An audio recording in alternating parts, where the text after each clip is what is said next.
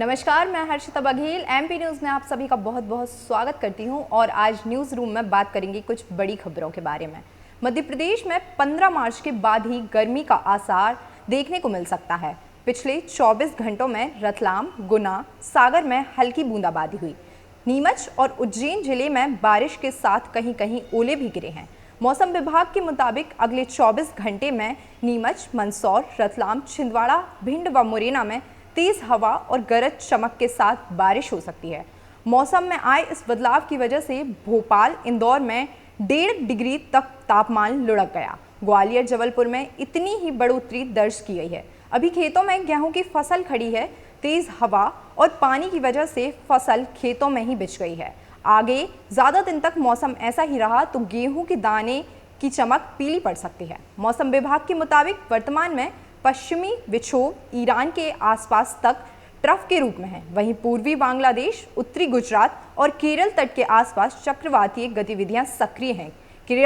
केरल तट के पास सक्रिय चक्रवातीय परिसंचरण से लेकर पश्चिमी भारतीय तट समांतर ट्रफ लाइन गुजर रही है। इसी कारण बारिश का सिस्टम बना हुआ है। 24 घंटे में जिन जिलों में हल्की बारिश होने की संभावना है वहां पर तेज हवा भी चलेगी। इसकी रफ्तार 30 से 40 किलोमीटर प्रति घंटा तक रह सकती है। बुधवार की रात प्रदेश में सबसे ठंडा पचमढ़ी रहा।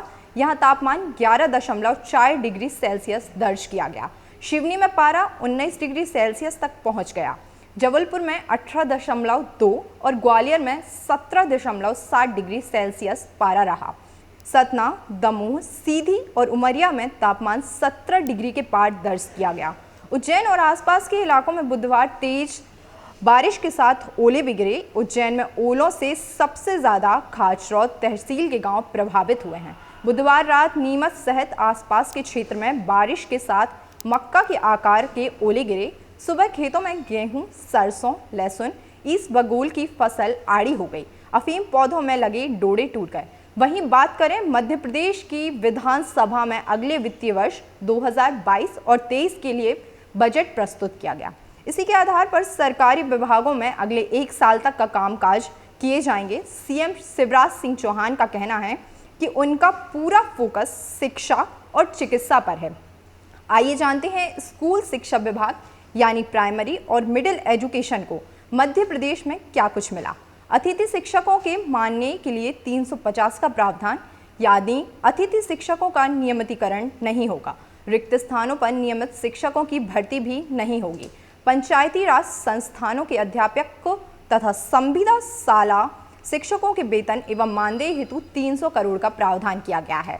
सरकारी school, hostel, library, boarding, sports भवनों का निर्माण एवं विस्तार के लिए 235 करोड़ का प्रावधान किया गया है। अगले 1 साल सरकारी स्कूलों में अतिरिक्त कक्ष निर्माण और मरम्मत के लिए पैसा बहुत कम रहेगा। प्राइवेट अनुदान प्राप्त शालाओं के लिए 200 करोड़ का प्रावधान। वहीं आम जनता से वसूले गए शिक्षा उपकर जो बिजली के बिल में भी जुड़ा होता है, से ग्रामीण क्षेत्रों में विद्यालयों का मेंटेनेंस और रिनोवेशन के लिए 166 करोड़ का प्रावधान। निर्धन बच्चों को निःशुल्क कॉपी किताबों के लिए 109 करोड़ का प्रावधान। हाई स्कूल एवं हायर सेकेंडरी स्कूलों में प्रयोगशाला और क्लासरूम मेंटेनेंस का प्रावधान भी है जो 100 करोड़ का है। सरकारी प्राइमरी स्कूलों की स्थापनाओं के लिए 10,345 करोड़ का प्रावधान।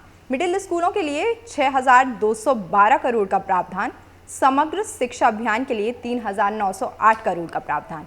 गवर्नमेंट हाई स्कूल एवं हायर सेकेंडरी स्कूल के लिए 3,160 करोड़ का प्रावधान रखा गया है। वहीं सीएम राइज स्कूलों के लिए 855 करोड़ का प्रावधान है।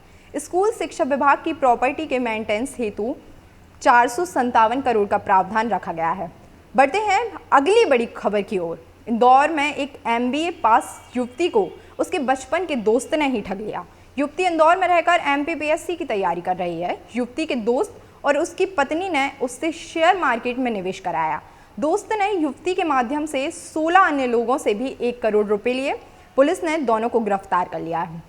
बैतूल की रहने वाली युवती से उसके बचपन के दोस्त प्रवीण बड़खाने ने शेयर मार्केट में निवेश के नाम पर 35,000 रुपये लिए। फिर 15 दिन में ही 70,000 रुपये लौटाकर उसका भरोसा जीत लिया। इसके बाद युवती ने अपनी मां से 4 लाख रुपए और लेकर निवेश कर दिए। साथ ही 16 अन्य लोगों से भी निवेश करवा दिया। इसके बाद प्रवीण और उसकी पत्नी शैली रजक ने रुपए वापस नहीं किए। युवती के पिता ने शेयर ब्रोकरेज कंपनी के खिलाफ रिपोर्ट दर्ज कराई है। विजयनगर पुलिस ने बताया कि आरोपी मूलतः नर्मदापुरम होशंगाबाद का रहने वाला है। युवती MPPSC की तैयारी करने इंदौर आई तो उसकी मुलाकात उसके पुराने दोस्त से हुई। प्रवीण ने बताया कि उसने एक शेयर ब्रोकरेज कंपनी खोली है जिसमें बहुत ज़्यादा मुनाफा है। कंपनी में निवेश करने के लिए युवती ने पेरेंट्स से अपनी पॉकेट मनी भी डबल करवा ली। प्रवीण ने 6 माह में रुपए दोगुना करने की बात कही। उसने अपनी लग्जरी ऑफिस में युवती को कई क्लाइंट से भी मिलवाया। इस कारण से वह पूरी तरह से उसके जाल में फंस चुकी और वह प्रवीण के साथ उसके इंदौर वाले घर भी गई, जहां पर दोस्त के माता पिता से उसने ब्रोकरेज फॉर्म में काम करने के लिए कहा। यह भी कहा कि तुम सिर्फ रुपए लगाओ, बाकी काम हमारा बेटा संभाल लेगा। प्रवीण ने युवती को अपने माता पिता से मिलाने के बाद युवती से ऑर्बिट मॉल में profitmall.in नाम से ऑफिस खोलने की बात कही। प्रवीण बड़खाने ने अपनी पत्नी शैली रजक के नाम से ही ऑफिस का एग्रीमेंट किया। मामले में पराग जायसवाल नाम का एक अन्य साथी भी शामिल है, जिसे पुलिस ने हिरासत में लिया है। ऑफिस खुलने के बाद आरोपियों ने युवती के डॉक्यूमेंट से डीमेट अकाउंट खुलवाया। इसी अकाउंट से ब्रोकरेज के सारे ट्रांजैक्शन करवाए। आइए इस वक्त की अंतिम खबर के बारे में बात करते हैं। प्रदेश के वित्त मंत्री जगदीश देवड़ा ने बुधवार को भाषण में इंदौर को जिस मोहना इंडस्ट्रियल पार्क की घोषणा की, वहां से एक्सपोर्ट बेहद आसानी से हो सकेगा। इसकी बात की देपालपुर के पास मोहना गांव में 118.84 हेक्टेयर जमीन पर नया औद्योगिक क्षेत्र तैयार किया गया। यह इंदौर से करीब 30 किलोमीटर दूर है। इसके पास से ही इंदौर अहमदाबाद नेशनल हाईवे गुजर रहा है। इसी के पास 150 एकड़ में मल्टी मॉडल लॉजिस्टिक पार्क भी विकसित किया जा रहा है। मोहना के पास ही बीजेपुर पार्क, इसी के आगे इंदौर की और कन्फेक्शनरी क्लस्टर व जेम्स एंड ज्वेलरी पार्क प्रस्तावित हैं।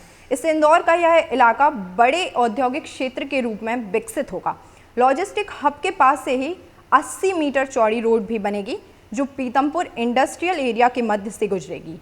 उधर 7.5 किलोमीटर का लंबा रेलवे ट्रैक टीही और हब को जोड़ेगा। टीही के पास धानड़ और कानकोर का कंटेनर डिपो है। यहाँ से माल टीही रेलवे मार्ग और गुजरात पोर्ट से जोड़ा जाएगा। यहीं फर्नीचर क्लस्टर लाया जाएगा। 118 हेक्टेयर में विकसित मोहना इंडस्ट्रियल पार्क को 105 करोड़ रुपए खर्च कर विकसित किया गया है। यहाँ 16 में से 14 भूखंड कंपनियों को आवंटित भी किए जा चुके हैं। जिन कंपनियों को भूखंड आवंटित हो चुके हैं, वे यहाँ पर 800 करोड़ रुपए का निवेश करने वाली हैं। शेष रिक्त 2 भूखंड के लिए भी कई कंपनियों से चर्चा की जा रही है और आवेदन भी लिए जा रहे हैं। ऐसी ही तमाम खबरों से जुड़े रहने के लिए बने रहिए MP न्यूज़ के साथ। MP की नब्ज, MP का हाल, मध्य प्रदेश की हर खबर MP न्यूज़ TV के साथ। लगातार खबरों के लिए सब्सक्राइब करें हमारा YouTube channel MP news TV। Latest updates के लिए बेल आइकन दबाना जरा भी न भूलें।